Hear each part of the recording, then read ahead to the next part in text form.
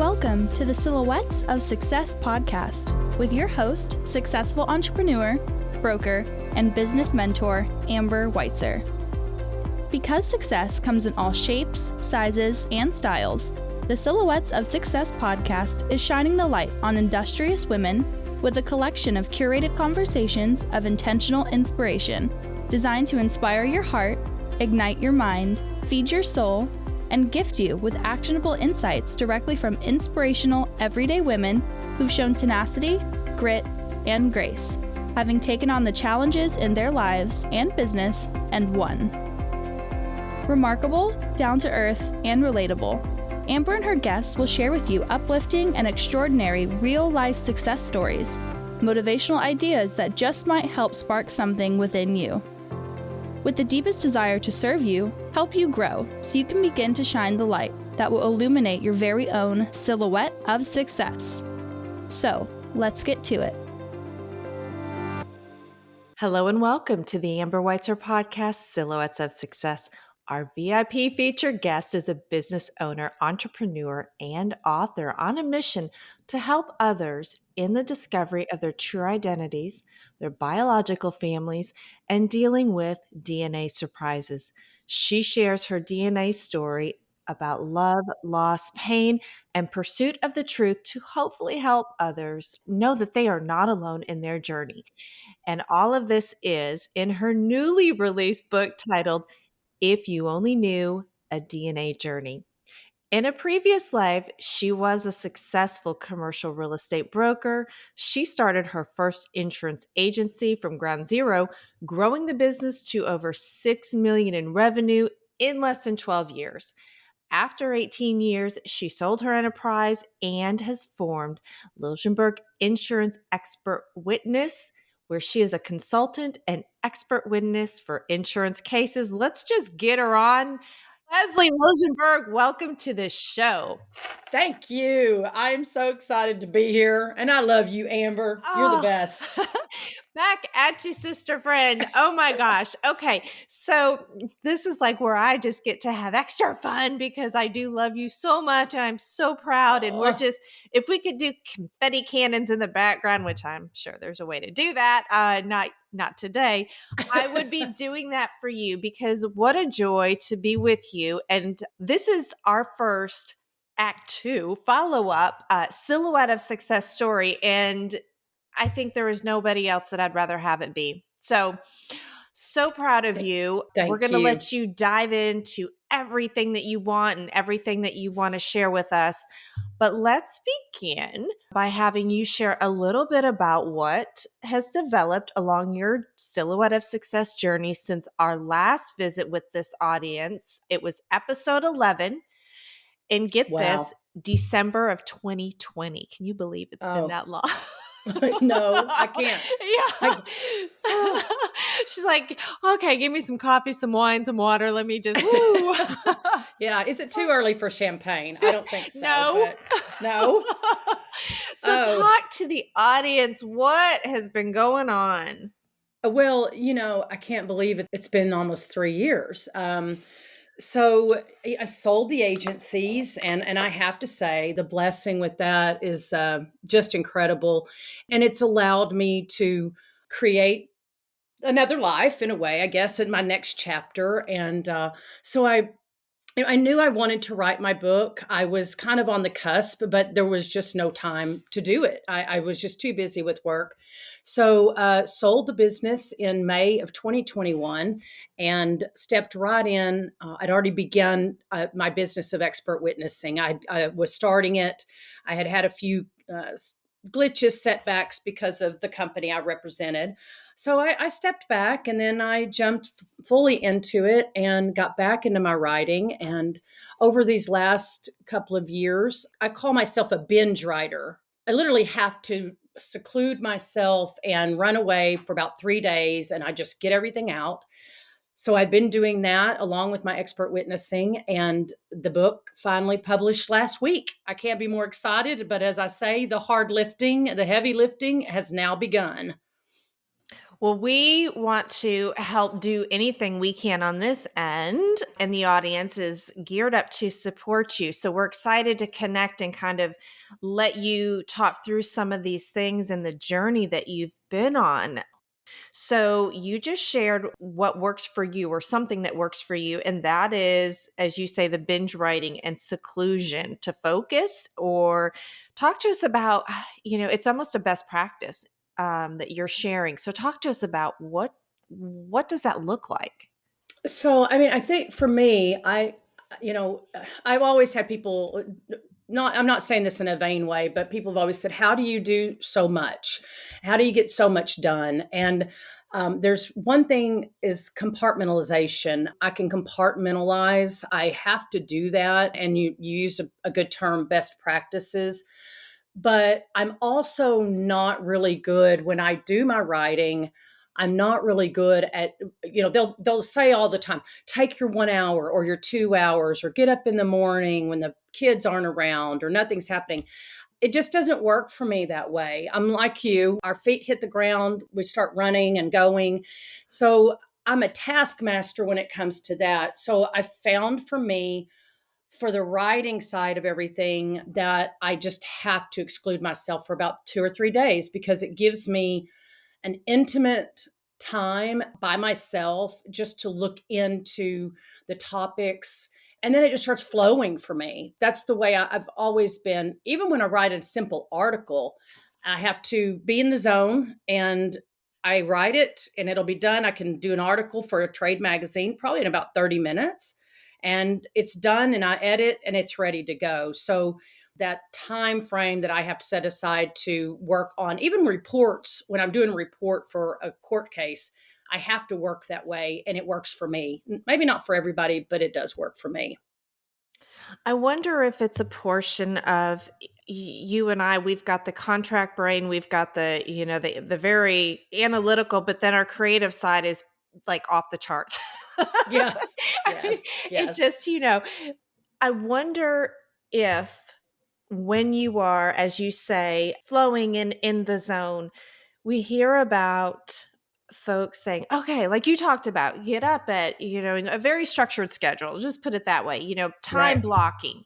When you're doing something like this and you are, you're writing, or it doesn't always fall in that time block on the calendar that you have set for yourself. Would you agree that creative or the thoughts or the whatever you're trying to generate for your project, it doesn't always fall within that time block? And then I almost feel No. guilty. Do you? That's Because a I'm good supposed word to be for it. focused, on that. Yeah, well, when you're an overachiever, I mean, we put a lot of guilt on ourselves because you and I are a lot alike, Amber. We're very creative minded, but we're always also very business minded.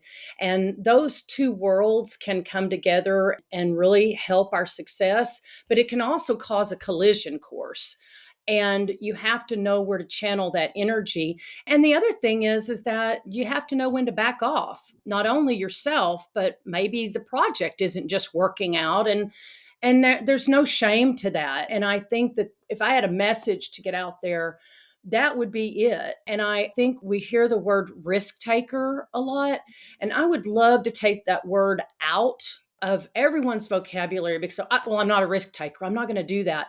Maybe it's a following a dream. Maybe it's a following a task. And I think we should give ourselves permission for that. And like you said, yes, when I get out of that structure, I do feel guilty. But I've also learned that there are times I do have to step back and I have to reevaluate and give myself a break. And I think that's from a writing standpoint. I've not always been this author, but I mean, even when I do write, it's giving yourself freedom to not be structured, but you have to start somewhere. And if you don't start somewhere, then you're never going to get started at all. So, Fair if point. that makes Oh, sense. give yourself that grace. I like how you said back off on a project. Maybe it's the timing just isn't clicking, Oh, Ah, I know I've done things that I've been way ahead of the curve. Sometimes, I mean, I laugh about my, you have your mobile unit. I mean, one of my craziest things was when I first started the insurance business, I bought an RV so that I could go and do mobile quoting. Uh-huh. And everybody thought I was crazy. And I was. It really didn't work out very well. But I sold the RV. And then I swear later, people were doing it. And I'm like, okay, that really was a good idea, but maybe just not timely. And so Right. you just have to walk away sometimes. Oh, it's not easy. It's not. Mm-mm, it's not. It's not It's easy. not easy Let to it admit go. you were wrong. So, talking about the journey, because we want to really dive in on this beautiful journey that you've been on and your book, and what or who influenced you to pursue this path? Or was it something innately that you were just, this is what I've got to do? Talk to the audience about, maybe back up even more before my question. Talk Okay. to us about how you came to even want to figure this out, or you knew that there was something that you needed to figure out. Give the audience a taste of your book. Thank you for letting me share this. My book starts by a little bit of explaining from a younger age. I was really probably in my 20s, and my father, who was my birth certificate father, but he's my father. I consider him my father. He's raised me as if I were his own all my life. Started making comments, and the name of the book is title of the book is If You Only Knew. And that was what he would start saying to me. If you only knew what your mother had done, if you only knew the truth. So at that age, it started really it hurt. I didn't understand. So life went forward. My family, all for a funsy, we did Ancestry.com. Lots of times, this is how these situations come up where it's called we're called NPEs, not parent expected. So this fun moment where everybody in the family thinks they're going to do these DNA tests can end up finding out you're spitting in a tube, and it can end up causing a change of course and trajectory for your entire life. And it happens a lot, and it's happening every single day across the world. So that happened. I ignored it. My brother and I there was a discrepancy in our DNA testing, totally blew it off, went on with life. But I began to be at events and different things, and comments were being made to me that my dad was not my dad. So I just started a little bit like my cousin says, my Nancy Drew attitude. And I just started digging in a little at a time with kindness and grace. I tried to not go in like crazy in a china shop, a bull in a china shop. And so I just started asking questions. And my mom and dad both knew. They knew that I knew, but my mother was not going to reveal the person. So I just was on this journey for really several years, but really three solid years that I was asking questions. And my mom passed in 2018. She did take the secret with her. My brother called me one day, said, I want you to take 23andMe. So I did. And 3 weeks later, when my family tree popped up, there was my brother's name, my name, and it showed half siblings. So everyone always asked me how I felt. And for me, it was a complete and total relief that I was not crazy, because my mother had been gaslighting me. She had been, everybody's crazy. No, people are telling you lies. This never happened. So my brother probably was one of my biggest catalysts of finding the truth. My half sister that I discovered was probably my biggest catalyst to write the book. My friends had been telling me, this is like a soap opera, this is a story, this is a lifetime story. You need to write this book. And it was in the back of my mind. But the way that my half sisters treated me when I found them and brought it up was the catalyst to write the book and to get the message out, because I thought I cannot be the only person in the world that is dealing with this pain and this hurt of deception. So I have to thank them. I have to thank them for their rudeness, for their horrible way they treated me, because that to me was God's way of telling me, well, here is the message I've been trying to get you to spread, and now it's time for you to do something about it. You have been on a journey, both clearly emotional, but also you did a lot of physical journeying on this adventure of writing the book, talk to the audience about some of the bright travels or the brightness that helped you have some peace with your journey on this. Yes, because it's not all bad. There have No, been it's just some. real. I call it Right. real, right? It's real. It was, It's yeah. real. And I mean, the joy way outweighs the painful moments. And those came later. I have a cousin in Baton Rouge. He's in the book, but by another name. But I found a cousin and he embraced me. He helped me. He gave me names. He began that journey for me of the questioning, diving in. One of my very best friends, her name's Laura, she asked me one year, what do you want for your birthday? I said, I want your detective skills to help me find out who all these people are. So she did. And she found an obituary, and that opened a lot of doors. But I have an 88-year-old first cousin, second cousin removed is what they call them sometimes, that I have found. She is my keeper of my past. So that side of the family has just been absolutely amazing, open-hearted, loving, and have provided me with so much information just to kind of crack open a few things. So I've done a lot of travels. I've been to Austin for book signing. I have 3 book signings in December in Comanche, Texas, which is crazy, but that is where all my roots ended up leading to, was a small town in Texas, Comanche, Texas. And they have just embraced me and made the whole journey so much better, and they've poured their love on me. And I can't thank them enough. They're amazing. And I have a friend there now that I've made. I stay with her when I go. So I can go on and on about the joys of that all this has brought to me. I've got a copy of, clearly, your book in front of me, and it's a little poetic that I'm hearing all of, I'm staring at your book cover, and it's a DNA strand, and it's very artistic and beautiful, as expected.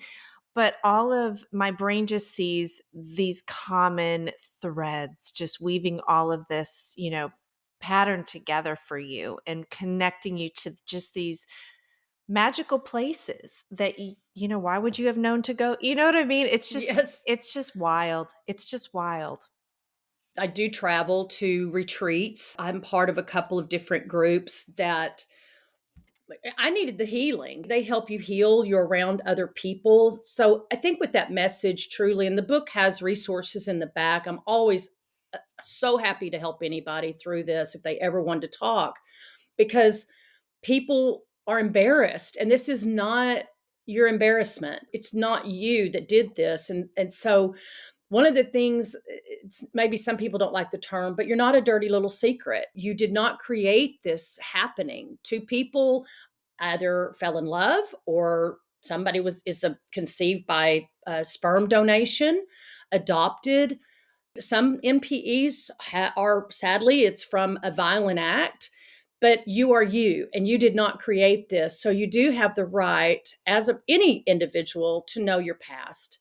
There will be naysayers. There will be people that do not want you to know. They may not want you to be part of their family, but it shouldn't move you away from your journey and your choice of discovery. And I stress that a lot, because that's kind of the part that is painful, because people they step back, or they just don't want to share their story, or they're afraid they're going to hurt somebody. And that's all okay as well. But it just depends on how you feel about it and where you want to take that next step. And it really falls within all walks of life, really, not just this DNA surprise situation. The way that you have your book laid out, if you will, for lack of more appropriate terminology, the references and the resources, like you just mentioned, and your acknowledgments are great, but a little something extra. I found that to be just so joyful, and you are the epitome of helping others. I already knew that, but seeing this in addition, how amazing. I like the Hallmark, be your own Hallmark card. I I like would love to. I that. would love to see it come into a Yeah. playwright of some kind. But it's. Well, we I know people tried that to can lay. help you. Do what? We know people. Yes, yes. I'm not ready for that step for me to do it, but I do need help to do it. Right now, it's like I said, the heavy lifting. It's Yeah. How can people help? I mean, book signings, I'm doing speaking engagements, those types of things. That's where the message is going to get out. And you brought up these threads that come back and forth. That's really what I tried to do with the book is, yes, it's my story, but I really want my story to resonate with someone and they're like, that's how I feel. That's how I felt. Okay, I'm not crazy. So I laid the book out in a story format. Let's time synchronize. It's as it happened, as it occurred, what I did. There are also fantasy moments in the book where I create my own dinner list and have dinner with the people that I want there. But it's also telling that thread of what all I had to go through. And there are chapters in there that talk about obituaries and how they're helpful for you. So there's a lot of genealogy tips and ideas in there that can help people along the way. I'm an in the presence genealogist. I do not research way far back. There are many people that love to do that, and those people are my friends too because they're the ones that are willing to look into the history and help me really dig in and find other options and opportunities of people. Talk to us about maybe one of your most treasured milestones or accomplishments since our last visit, and why has it been so impactful for you in this Act 2? And just so you know, we're going to have the Act 3 when we start to see your screenplay develop. But anyways, I'm all no for pressure. that. I don't Yeah. like to throw anything else Yeah. on your list. No Okay. pressure. But Yeah, talk to yeah. us Someone about, said the yeah. other day, so what's up next? I'm like, I don't know. Right now, I can only focus on book signings and bookstores and book clubs. Yeah. But I think pivotal for me in the last 2 years has been to take time to give myself and others a break, knowing when to do that. That's not easy, but I really took up, I'm a Christian. I know that this is my path and where I need to be. I've prayed all my life. Where am I impacting? How can I impact and help other people? So I think for this time in my life, this chapter, it was a God thing for me. Not to get too sappy into it because it was a time and a place that I knew I needed to take a step. But also, I started reading my devotionals and meditating every morning. And I always thought that was so bogus. It's so silly. And I can't meditate. I can't get my mind to turn off. But I found that reading different books, not just religious devotionals, but self help, feel good type of devotionals in the mornings, and giving myself to think on those attitudes and the positive forces that were out there really turned my life around. And then I'll be honest, not having employees, that turned my life around as well, because we talked earlier about having those set patterns and that day scheduled. And man, you get to work and your whole day just can go a totally different direction than you expected. And that is not easy, but you can't let it get you down. You just got to go with the flow and then try to recycle and return to what your goal was for the day when you can. And that's not always easy. But that, I think the pivotal really was the devotionals, meditation, and exercise. It all sounds like, well, Lezlee, you're lucky you can do that. But I do have to commit to it, and it does take time out of my day to do it. You mentioned getting support. You mentioned going on different retreats and things. So, in addition, clearly, to this amazing, beautiful book and story that you're sharing with all of us, you also have your expert witness. And that goes back to the whole Nancy Drew in you. You like that too. This is Yes. great. This is great. As an independent businesswoman, where do you turn to for support? I think friends. My husband, of course, he is an amazing man. If anybody was out on the launch party, Yes. he got us all choked up. Yes. But Yeah. he's sincere and he's true and Yes. he loves me and he wants to see my success. I know that not everyone is blessed by a partner in their life like that. So, but he is my refuge. My friends are my refuge. My spirituality is a refuge for me.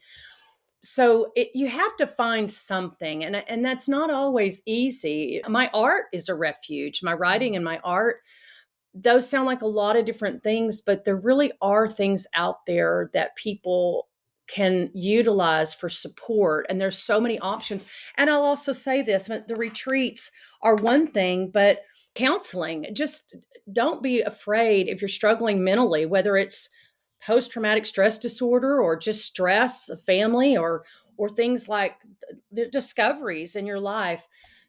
Don't be shy to get help. And I know that that's a little bit easier said than done these days because it's hard to find physicians, but there are groups like BetterHelp. There are options that are out there. I just say don't suffer alone and get somebody to help you. And I did go to a counselor when all of this first happened. And I love it because one of my first blog posts was a really nasty blog post. And you've got to be thick skinned. I mean, you can't just take all this personally. But she told me I needed counseling and I needed to get on with it and I needed to let this go and what was wrong with me. I was like, what in the world? Why would you say this to me? She had made a decision not to find her biological parents. Well, that's for her. That's okay. But I thought it was funny that she told me to get counseling and I was. So I said, I am getting counseling. I'm not ashamed of this. Yeah. And I just find it interesting that people have these really strong opinions, and no matter what in life, people do, and that it doesn't really matter what they have to say about your life. You can love people, but at the end of the day, it's your life, and you need to make decisions. You don't have to be a jerk about it. You just need to make a decision to stand your ground. You go, girl. It's not easy. You're going to make enemies and your family will maybe might be mad at you. You have to know that it's right for you and not to be afraid. It is taking a risk. It is stepping out.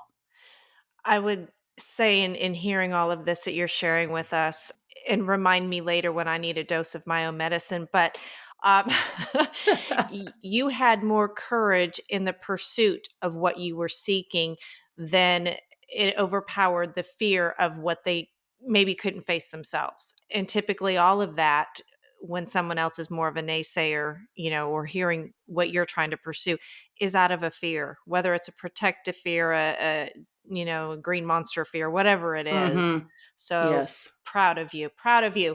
Talking Thank you. through, all of these amazing things mixed within your journey.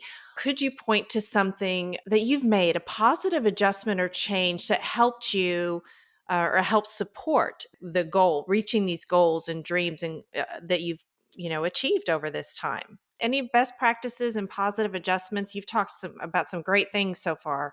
The meditation, but exercise is huge. I've lost almost 30 pounds. People say, well, where'd you have it? But I had it. It was there. But I also say, and this is a side note, but people that struggle with weight, Yeah. I am a firm believer that cortisol is the biggest reason Yes. I was hanging on to weight. Yes. It was exercise, but it was the stress. Stress. So one of the most positive things that I've done is I've removed stress where I can. That's not possible. So I'm not a Pollyanna here saying, get rid of your stress, because that's impossible for all of us. Mm-hmm. But beginning to manage it a little bit better. I also believe that many of us have been taught that if you don't exercise for 45 minutes or an hour, it's not worth it. That's not true. Give yourself 10 to 15 minutes. That'll go a long way. But for me, it was getting rid of the stress, learning to manage the stress. That's a positive part. But it was also not walking away from a career. My career is insurance. I love insurance. I'm a self-proclaimed insurance nerd.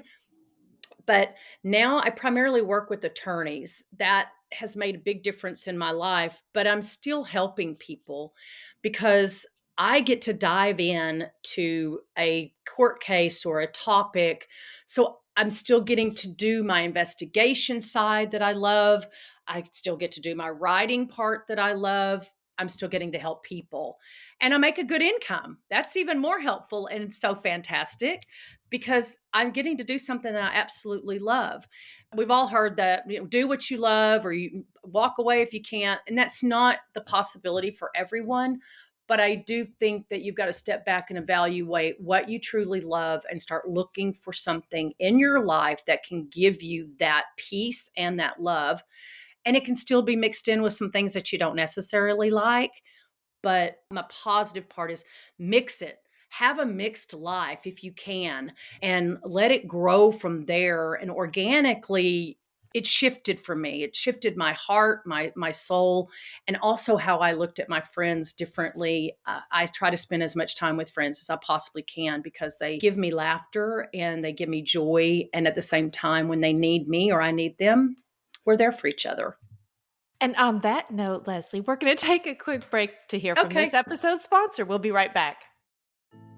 I personally have been investing with Ashcroft Capital for about 5 years. I know the co-founder, Joe Fairless, pretty darn well. He's my brother, so I can personally vouch for him and how he approaches things. I like investing with Ashcroft because of the monthly cash flow. They buy apartment buildings, improve them, and then sell them. It's a good business to be in, and I'm glad to passively invest with them. You can learn more at ashcroftcapital.com. That's ASHCROFT capital.com. All right, my lady, we are back. And selfishly, I'm watching the time, so I know I've got to let you go and start winding this down. So, Oh, darn it. We, of course, are going to share your book and the resource here in a minute and in the show notes. So it's one click away for our audience to get their copy or copies as Christmas is coming up or the holidays. yes. Where can we go to maybe find some of your favorite books or resources? Or, we all talk about, we crave great resources. We love books. We love, Mm-hmm. like you've talked about, the discovery. Have you found any new favorite mentors or authors? Anything that you'd want to share with the audience that might be a new favorite? I did read one book from start to finish. It's called NPE, A Story Guide for Unexpected DNA Discoveries. It's written by Leanne Hay. She is locally here in the Dallas-Fort Worth area. I have met her. I've been at retreats with her.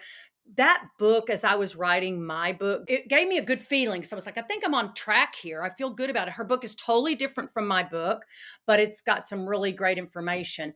There are two other authors. There's a gentleman named Bill Griffith, and these are really more toward the DNA topic. He wrote a book called The Stranger in My Genes. And there's also another lady named Dana Shapiro. She actually thought, if I have the story right, I believe she grew up believing she was Jewish, but later found out that she was not when she found her biological family. So those are kind of the realms of that. Right now, I'm reading Lesson in Chemistry. Have you started that one? No. Oh, yeah, I believe Netflix has come out with a series on it. Okay. So it's hitting the world by storm. Any author would be jealous of how that book has blown up. But those are some resources. There are resources on my blog at www.iamlezlee.com. You can go there. I am putting some new resources up on there for some of the retreats that people can follow and check out, as well as the book is on Amazon and as well as Kindle. I recommend the book. If you know someone or you don't, I always say you just don't know someone yet that has had a DNA surprise or one of these mysteries in their life. And it's a great way to see how you can help or react or not react in helping somebody else. Does that help? I think those are some of the resources that I would recommend at this point in time, and books. Awesome. And question for you on your website, I Am Leslie. And again, we'll share that in the show notes. So the audience, are your book signing, are they all going to be on your website where the audience can go and find you when you're out and about? Yes, they will. Awesome. We're Your working tour. on a schedule right now, and Good. that will be posted up. We're really trying to segment it, put it in, have them in different cities. We're booking one for San Antonio next year, but we're going to have several in the Dallas-Fort Worth area, Austin, mainly Texas, but who knows? Once this starts hitting the ground and we're the ground running, I think we'll have some other opportunities across the country, as well as we're going to be doing some virtual book signings through different organizations. And that will all be posted on the blog, that blog website. What do we call it anymore? I'm not sure. Whatever you want, because this is Whatever all you about want. you. I'll call it a website because it gets kind of confusing. So. There you go. All right, my lady. All So right. we will share your website, your blog, the link, whatever, and it'll have your socials and how to connect with you and how to Yes. purchase a book or download a book and find you on your book tour.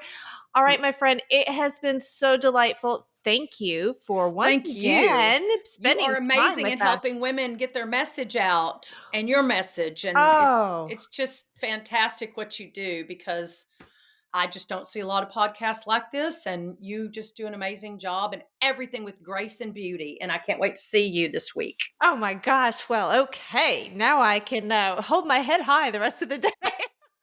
You're spectacular. Oh, girl, please. Yeah. We are so grateful for what you have done and what you are doing. Thank And you. you are quite the light in my world, without a doubt. It shines 20 times brighter, and love you dearly. And thank you for sharing Act 2 of your Silhouette of Success with all of us. I appreciate you letting me be here, and let's get started on that playwright. I'm ready. Let's do. We've got Act 3. All right, we'll talk Thursday. See you All later. right, my Thank friend. you. Bye-bye. All right. Bye. Thank you for joining us on this episode of the Silhouettes of Success podcast. If you enjoyed the show, make sure you subscribe so you don't miss out on all the new episodes. We are here for you and with you.